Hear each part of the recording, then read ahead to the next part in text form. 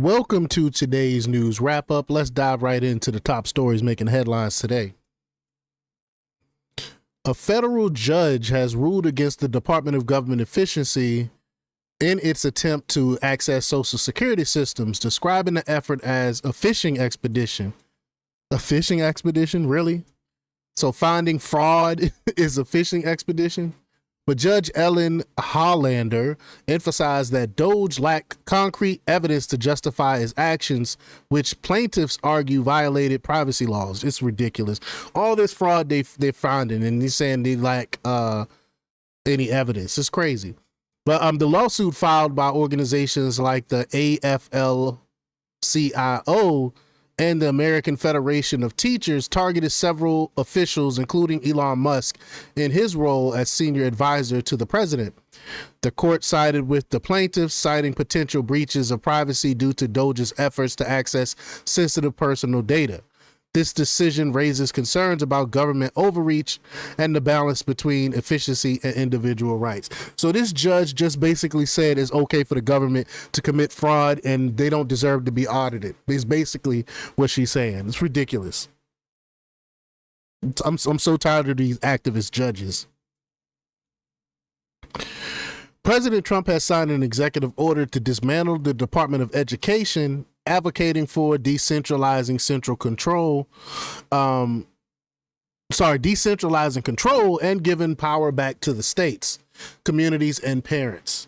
He criticized the department for promoting an agenda he claimed aligned with radical leftists and the woke mob, arguing that it hindered students' learning. Florida Governor Ron DeSantis praised the move as a chance to innovate education systems tailored to local needs. However, critics like Senator Elizabeth Warren opposed the decision, warning it could harm students by removing federal protections, ensuring equal access to education. So I guess we just supposed to continue to fund fund the Department of Education, even though kids have gotten dumber since the Department of Education. Established in 1979, the Department of Education role has been to oversee school funding and enforce civil rights laws, but debates continue over the balance between federal and state responsibilities in education. A Tesla showroom in Hamilton, Ontario was vandalized with 80 vehicles damaged, including deep scratches and punctured tires. This incident is part of a broader wave of attacks targeting Tesla, including arson at a supercharger station in British Columbia and a store defaced in Montreal. Authorities are reviewing CCTV footage and seeking public assistance to identify the culprits. Critics link these acts to far left groups opposing Elon Musk, while others view them as an escalation of hostility towards the company. The attacks have sparked debates about accountability and the impact of such actions on businesses and communities.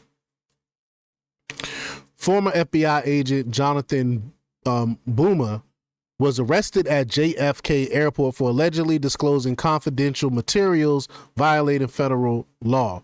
Boomer, a former counterintelligence and counter-proliferation expert, reportedly printed classified documents, including sensitive FBI files, before leaving the agency.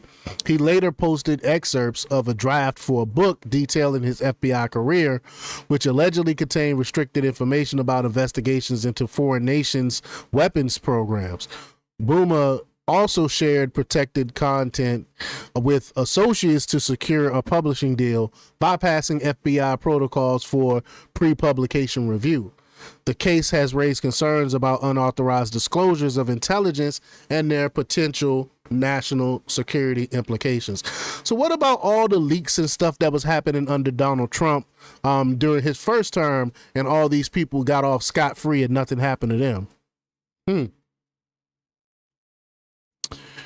Mark Penn, a former pollster for Clinton, has warned that if Alexandria Ocasio-Cortez challenges Chuck Schumer in 2028, it could severely weaken the Democratic Party. Recent polls show the party's favorability at an all-time low, with moderates leaving in large numbers. Schumer has faced internal criticism for supporting a GLP-backed funding bill, prompting some to call for Ocasio-Cortez to run against him. Democratic strategist James Carville suggested a potential uprising within the party if leadership strategies don't yield results soon. Meanwhile, Schumer and Hakeem Jeffries have focused their efforts on opposing Trump and his policies, aiming to shift public opinion, even though Trump policies are super duper popular. Senator Chuck Schumer has faced criticism for his remarks during a PBS interview where he admitted to mobilizing efforts in Republican districts to pressure lawmakers who support certain policies. His comments have drawn comparisons to past controversial statements, raising concerns about potential intimidation tactics, and that's exactly what it is.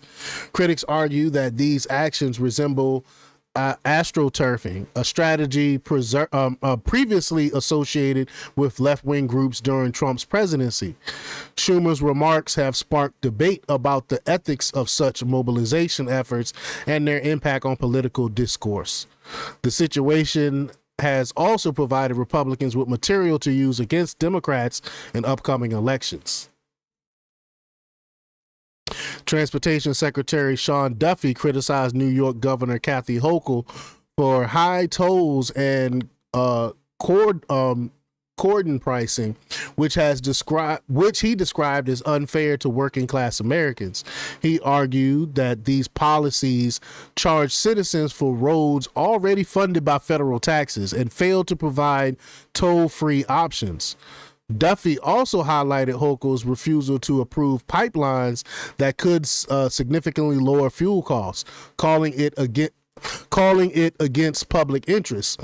The Department of Transportation terminated New York's congestion pricing pilot, citing its focus on revenue generation rather than reducing traffic congestion.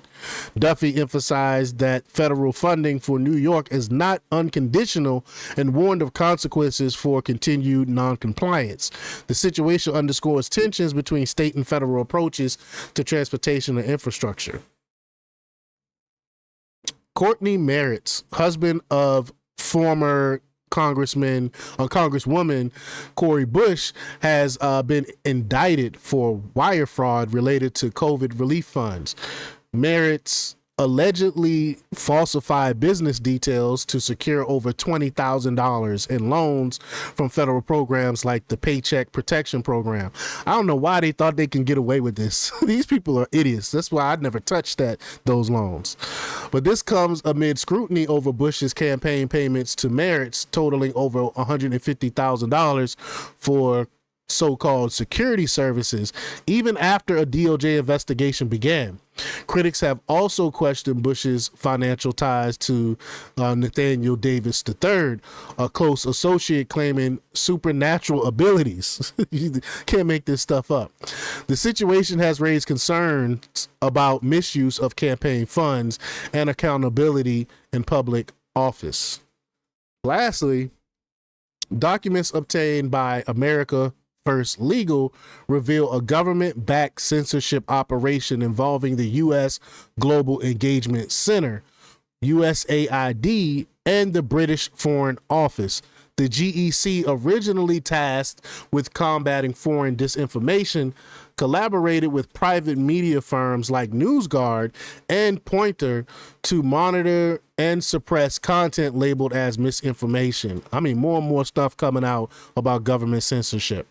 These efforts extended to COVID-19 narratives and even the 2020 U.S. presidential election in Moldova.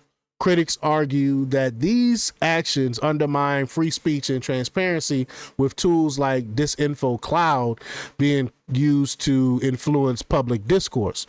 The GEC was shut down in December 2024, but concerns remain about the broader implications of such partnerships on constitutional rights. Well, that's it for today's news wrap up. Stay tuned for more updates, and don't forget to like, share, comment, and subscribe for the latest in news. Until next time, peace.